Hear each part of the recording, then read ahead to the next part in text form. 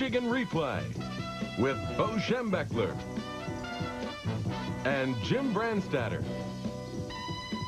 Brought to you by the General Motors Corporation.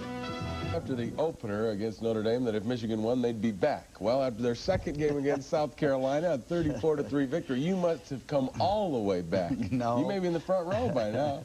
No, but that was a very pleasing victory, Jim. Tough circumstances to play under down there, but I thought our team played real well. And you were really excited about it. I mean, Well, sure, I'm excited.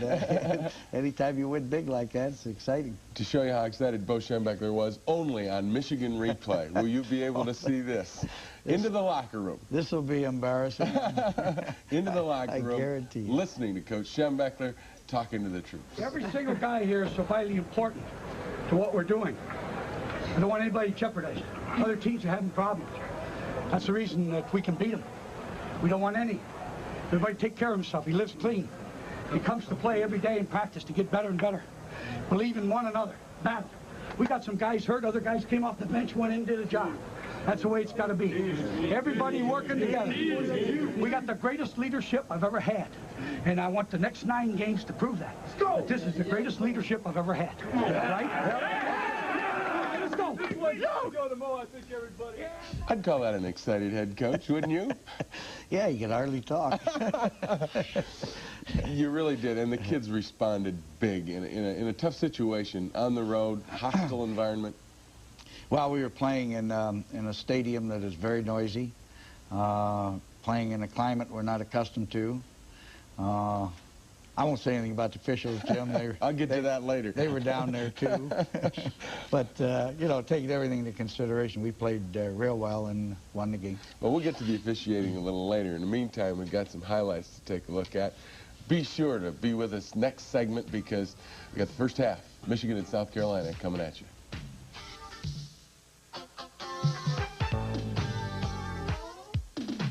If Jimmy's got time to throw the ball, he's going to find the open receiver because I feel that we've got a good enough passing attack to where we can defeat most defensive backs anywhere.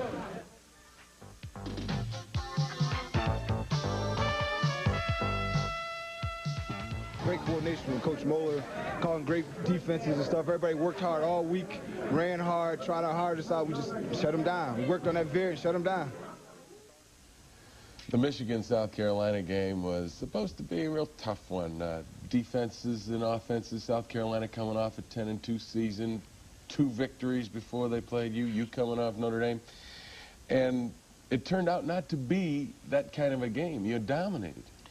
Well, we did a good job in that regard, Jim. I don't know whether we dominated until late in the game, but at least we were in control. At least we led throughout, let's put it that way. But early, the offense, and it looked like what you were talking about against Notre Dame, you were able to block them. Right. This is our second possession, really. Jim back to throw here and hits a pass to Jamie Morris. We moved the ball pretty well each time we had it, really.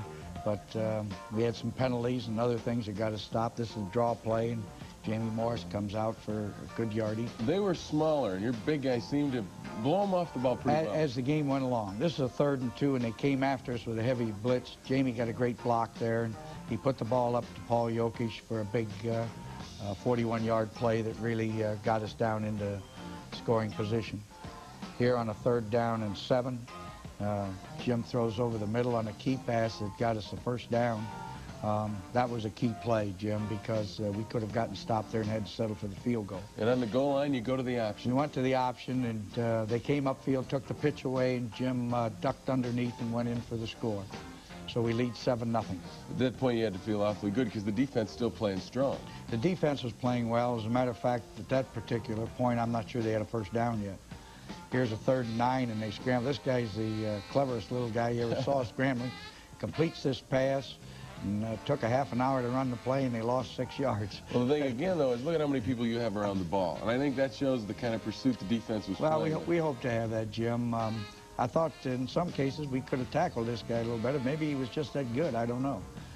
When we got the ball at midfield again, we went on a bootleg pass and hit Jokisch again for a big play. And Jokisch had a big day against South Carolina. Well, he caught some big passes, and for the first time, he got over 100 yards in receptions. This is Thomas Wilshire running hard here. They face mask him, as you can see, as his head jerked back. But Thomas ran well and really helped us. Came back with the option play again. This time, Jim pitched to Jamie Morris, who went in. His shoe went in ahead of him, but he went in to score without a shoe. And if there was anything disappointing maybe about this game on Saturday, it had to be that the fact the defense let the team back just before half. Well, we've done that 2 weeks in a row. They had the ball with a couple of minutes left at the 20 and drove down, had a couple of running plays that were good. He scrambled around here and hit this pass on the right sideline at about the 18-yard line, and they moved dangerously close to a touchdown. But again, the defense they bend, but they don't break. Right, and they finally put the stopper out of here. 25 seconds left. They run a real good option play here and get down in fairly close to the 10-yard line. We stiffen later on and then force them into a field goal. Here's the 3rd down and 1. Complete a pass over the middle to the 5-yard line, and now it looks like they might get a touchdown, but we stopped them on the next couple of plays, forced them to the field goal, and they kicked it, so we went in at halftime ahead 14-3. At that point, I think you probably had to feel pretty confident about the way things are going, because from the press box, watching the game, looked like you were in control, and maybe that drive they put at the end was one of those things where the defense, again, playing pass, and they got hit by a Well, it's run. like Notre Dame did the week before. It's one of those things we'd like not to do that quite so often, especially in a real tight game. But, yes, we felt good at halftime and felt we could make adjustments and continue to move the ball. A little bit disappointed that we blew some opportunities, settled for some field goals, fumbled inside the 10. We can't do too much of that if we're going to win. Well, you had to feel awfully good later on because Michigan went after them in the second half in a big way. We'll be back with those highlights right after we pause for these words. I think I got pretty lucky. I don't know. They double teamed me, and I just looped around pretty deep, and I just came over there, and the ball was right there, so just tipped it and then caught it. It wasn't that stylish or anything, but we got the job done.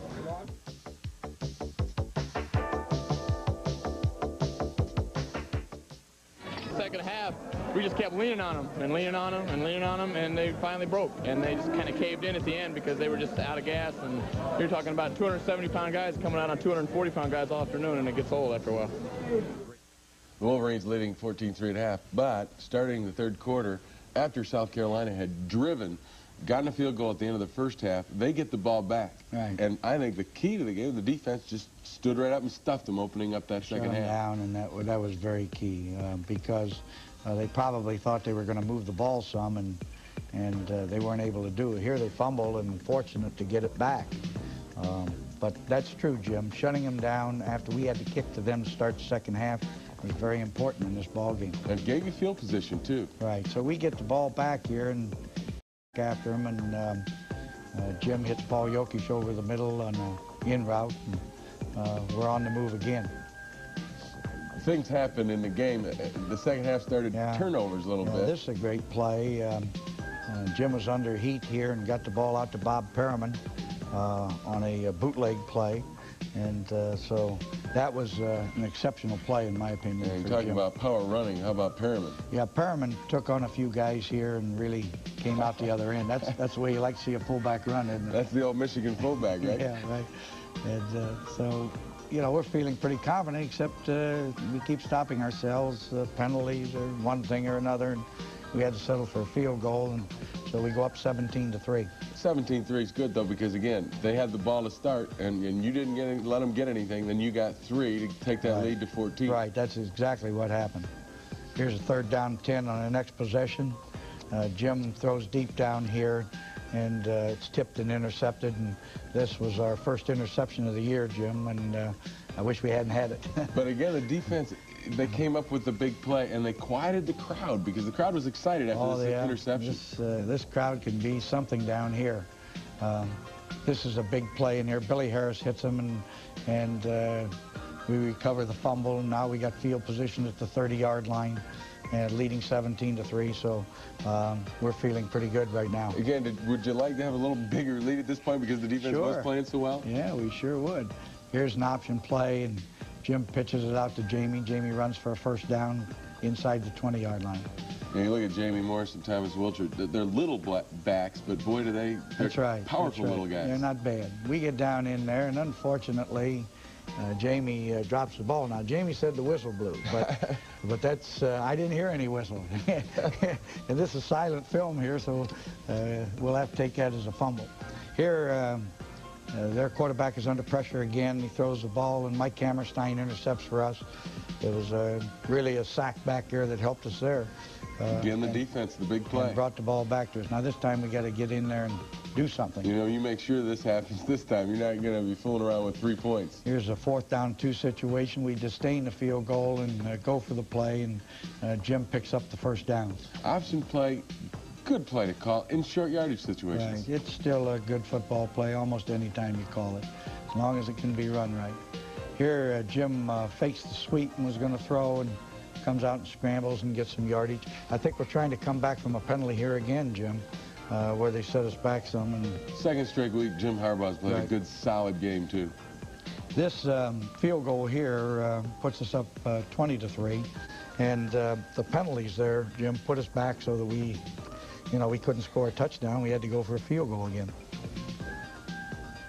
Defensively, yeah, this little guy. Here's the tackling you're talking about. Look at this guy scrambling around here. You know, he's a dangerous little guy, and and really was their leading ground gainer on this scrambling.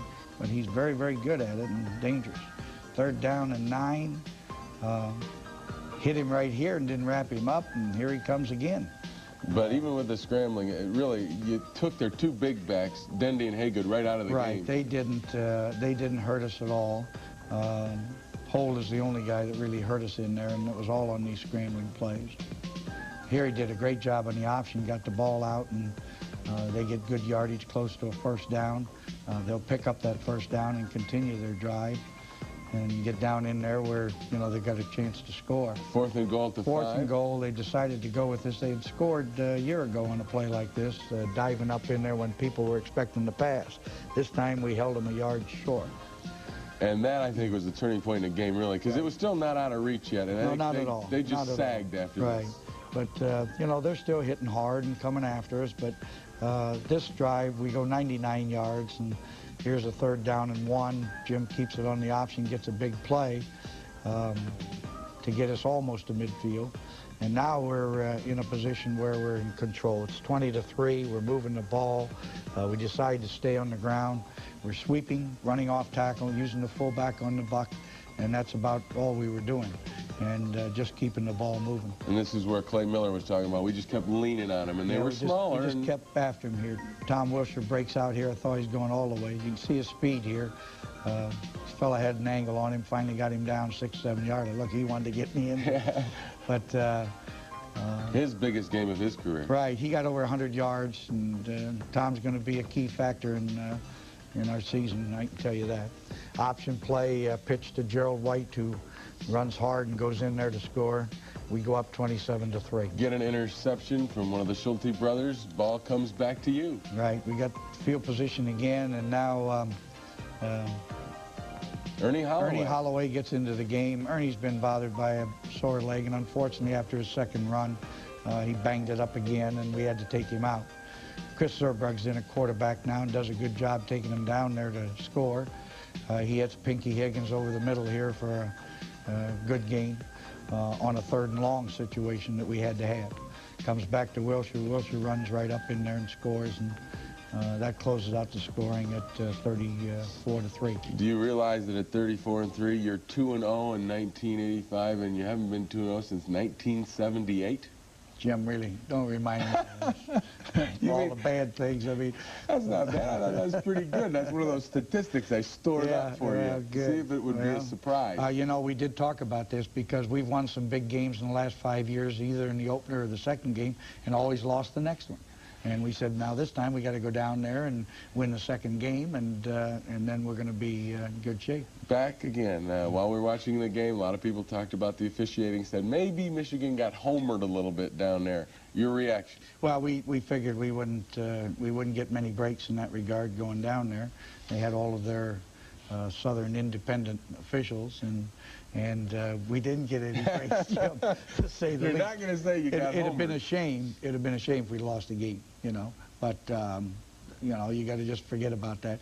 Let's put it this way: chances of our getting Southern independent officials again are not very good. Okay. One of the things that I talked to Coach Moeller about after the game, mentally to get the kids ready to play the next game, because you've come up with 2 big victories against 2 very highly rated opponents, and he says we can't forget what it took to get where we are. It's hard work. We were underdogs both times, but let's not get overconfident. Yeah, Jim, in our Wednesday practice, we felt we had to have a tough practice. We hit the field at 3:30. We didn't get off till 6:25. Now, I don't like to do that. That's a lot of hard work. But when we came off the field, I told the coaches, I said, we're going to be ready for South Carolina, because we never heard a single guy say a word. They just kept pumping it out and working, and, you know, it made us feel real good. Well, they certainly were ready for South Carolina, no question about that. Will they be ready for Maryland? We'll find out next Saturday. In the meantime, stay with us for the scouting report of the team. Playing in a climate we're not accustomed to. I won't say anything about the officials, Jim. I'll get to that later. They were down there, too. But, you know, taking everything into consideration, we played real well and won the game. Well, we'll get to the officiating a little later. In the meantime, we've got some highlights to take a look at. Be sure to be with us next segment, because we got the first half, Michigan and South Carolina, coming at you.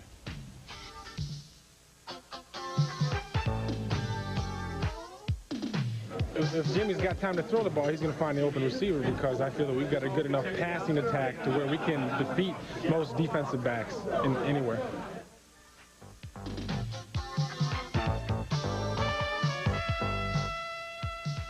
Great coordination from Coach Moeller, calling great defenses and stuff. Everybody worked hard all week, ran hard, tried our hardest out. We just shut them down. We worked on that variant, shut them down. The Michigan-South Carolina game was supposed to be a real tough one. Defenses and offenses, South Carolina coming off a 10-2 season, 2 victories before they played you coming off Notre Dame. And it turned out not to be that kind of a game. You dominated. Well, we did a...